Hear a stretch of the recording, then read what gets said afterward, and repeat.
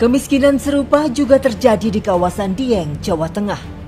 Keindahan dataran tinggi Dieng nyaris sempurna.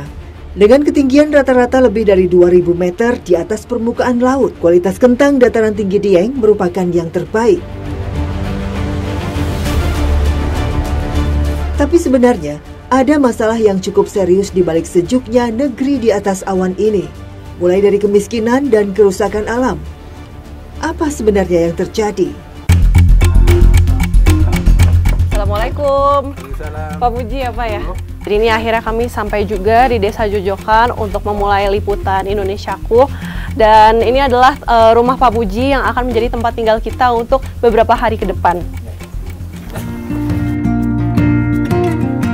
Sesampainya di rumah Muji, kami mengistirahatkan diri sembari mempersiapkan kebutuhan untuk melakukan peliputan.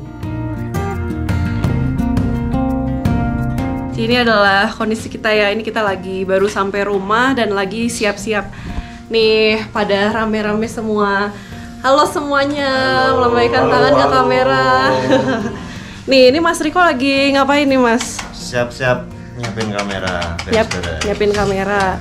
Nah ini di sebelah Mas Riko ada Mas Eko. Gimana Mas abis nyetir berapa jam tadi ke Dieng ini ya? Ya kira-kira perjalanan 6 jam. Pada tahun 80-an, petani Dieng beralih dari tembakau menjadi menanam kentang. Hingga kini Dieng memiliki perkebunan kentang terluas se-Indonesia. Alih-alih sejahtera, petani kentang justru kerap merugi.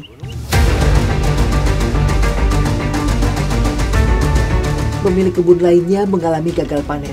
Terdapat beberapa faktor seperti cuaca, kesulitan dalam mendapatkan pupuk, dan tingginya harga pestisida. Jadi saat panen kentang ini ditemukan beberapa kentang milky tekstur yang gak rata ya, jadi berlubang-lubang gitu ya, dan itu disebabkan oleh cacing dan engkuk nih, cacingnya seperti ini.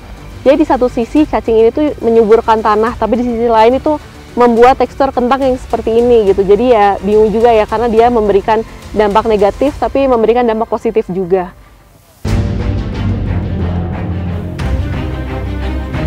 Kerugian yang dialami oleh pemilik kebun jelas berdampak pada pendapatan buruh tani. Salah satunya adalah Pawit.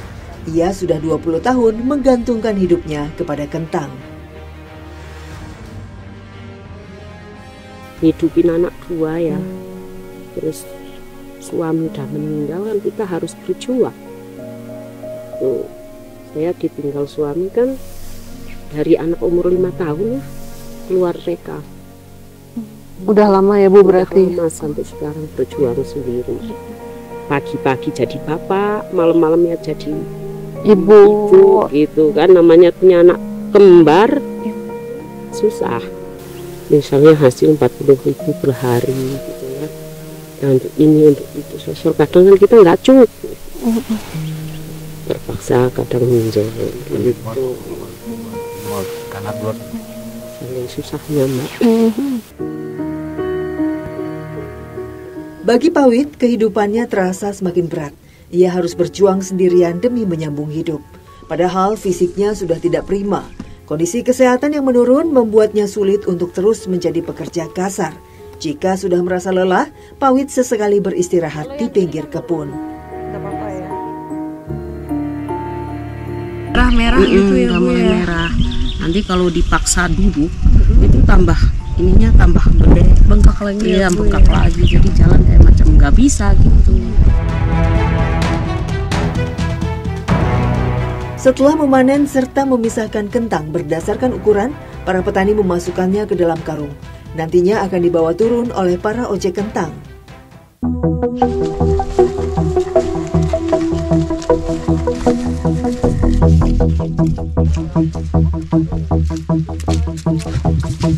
Setelah panen kentang ya, sekarang ini waktunya kita untuk memindahkan ke rumahnya ya Pak ya? Tempat buat naruh kentangnya ya Pak ya? Itu jauh nggak Pak dari sini? Jauh dari sini. Oh jauh ya? Yaudah, saya ikut ya Pak ya? Iya.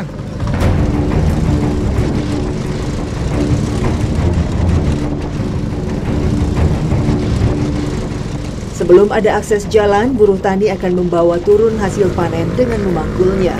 Mereka harus berjalan kaki hingga 10 km. Kini mereka beralih dengan menggunakan sepeda motor.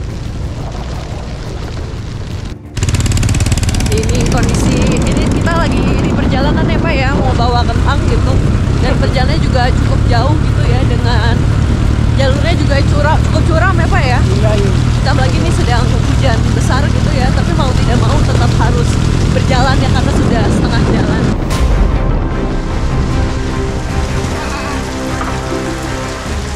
Kentang yang dibawa oleh ojek kemudian diletakkan di gudang penyimpanan. Per karungnya, ojek diberikan upah sebesar Rp7.000.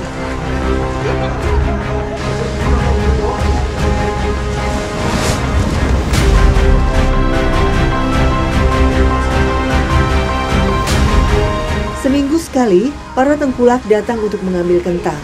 Per kilogramnya, kentang dihargai 7 sampai 14.000, bergantung pada permintaan pasar. Harga yang fluktuatif membuat para petani resah.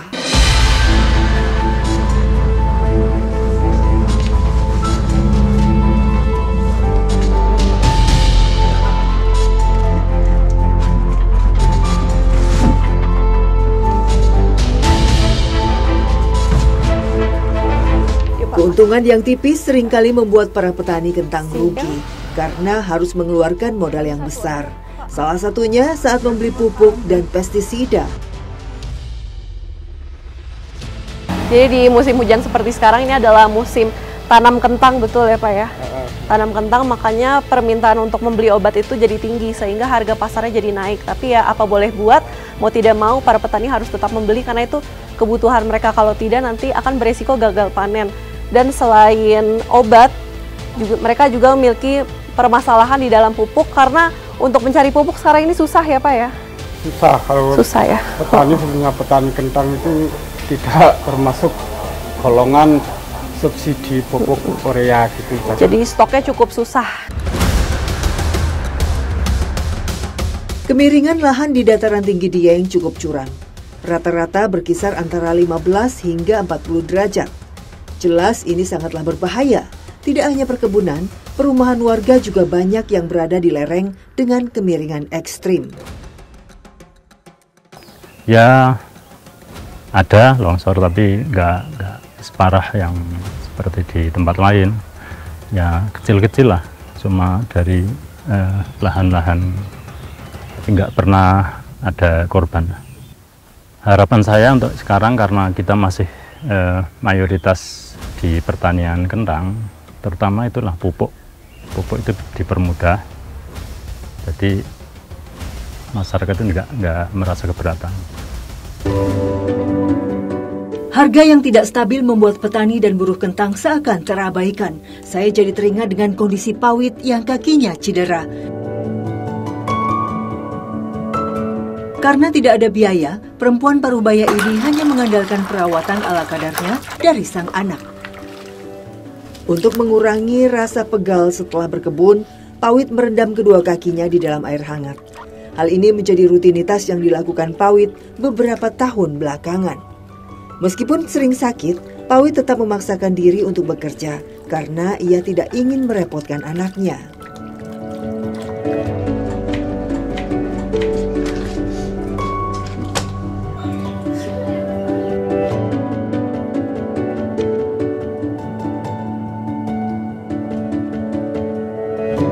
Lagi ada kentang gitu Bang, kadang kalau lagi nggak punya minyak, nggak punya apa ya, kita rebus aja. Rebus aja ya. Jadi makan kentang rebus kadang pakai garam. Tergantung ya Bu, kalau lagi ada minyak bikin perkedel yang digoreng-goreng. Iya, tapi kalau lagi pas ada ya nggak ada, direbus aja udah.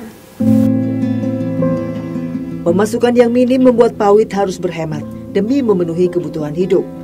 Seringkali uang yang ia hasilkan belum dapat memenuhi kebutuhan hidupnya. Saya seringnya memang minjem. Nah ditagih juga, ya habis gimana lagi, ditagih juga kita belum punya. Ya, aku bilangnya ya kalau nunggu punya kita aja. Untung orangnya sabar gitu ya, pinjemin kan.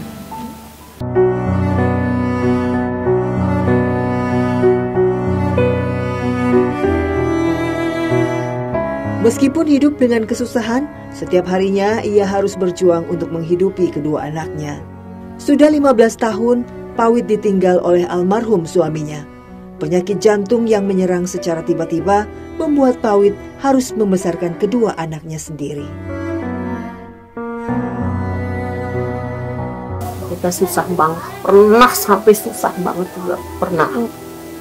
Dan makanya kadang dulu bisa nggak kebeli beras itu buat susu anak. Buat susu anak karena nggak bisa dari ASI ya, karena dia nggak minum ASI, kan benar-benar berjuang.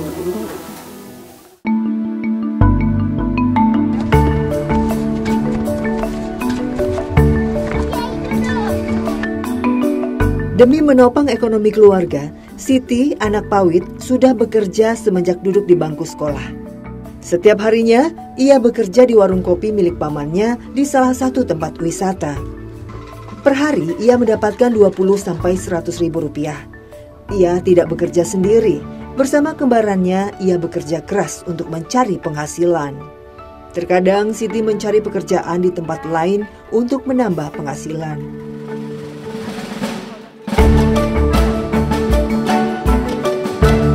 Ya pastinya khawatir, kan saya udah pernah itu keguguran yang hamil pertama.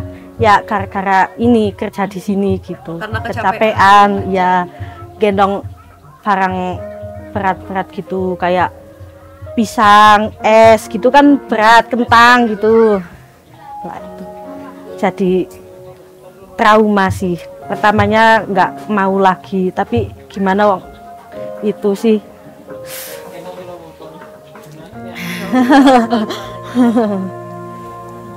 Emang buat bantu-bantu keluarga gitu. Kasihan juga ibu juga kerja di tempat orang, jadi ya buat bantu aja gitu. Suami juga kerja sana sini, buruh tani juga. Ya kadang disuruh ngojek barang gitu suami. Bekerja sembari mengandung tentu bukan hal yang mudah bagi Siti. Terutama Siti memiliki pengalaman yang membuatnya trauma. Namun Siti tidak memiliki pilihan selain terus bekerja.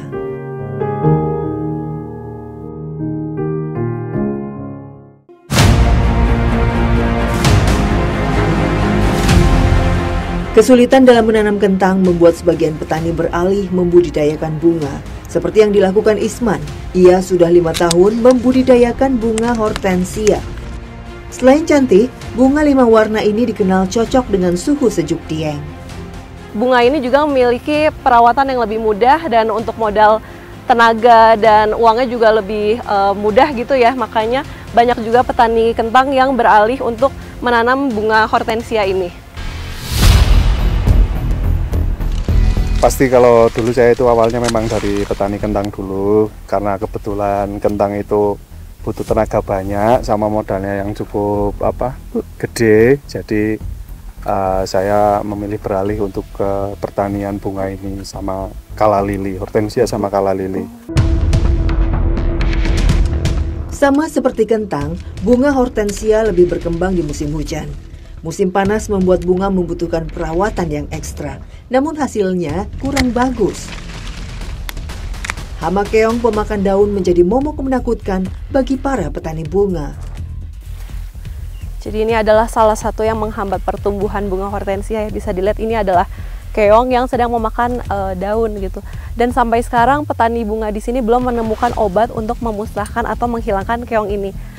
Dan keong ini tuh mengakibatkan bunga itu tidak bisa semekar yang sehat seperti yang sebelah sini.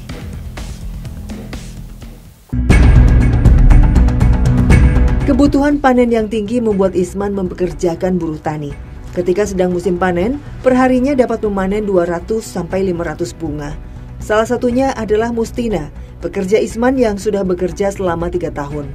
Per tangkai pekerja diupah sebesar Rp5.000. Ibu sebelum jadi pemetik bunga pernah bertani yang lain nggak Bu? Ya, tani kentang, wortel, cabai, kubis, pernah ditanami kayak gitu sih. Kenapa Bu akhirnya jadi pindah ke bunga? Ya persyaratannya ringan ya, nggak terlalu berlebihan. Emang apa aja Bu persyaratannya? Kalau bunga itu cuma nanam, nanti dipupuk.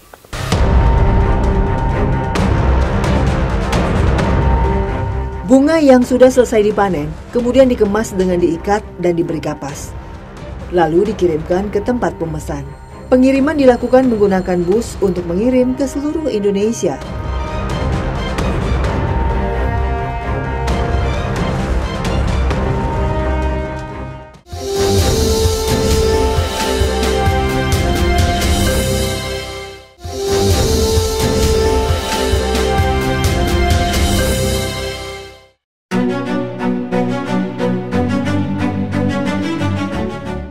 Sampai kapan warga harus diam dan menderita?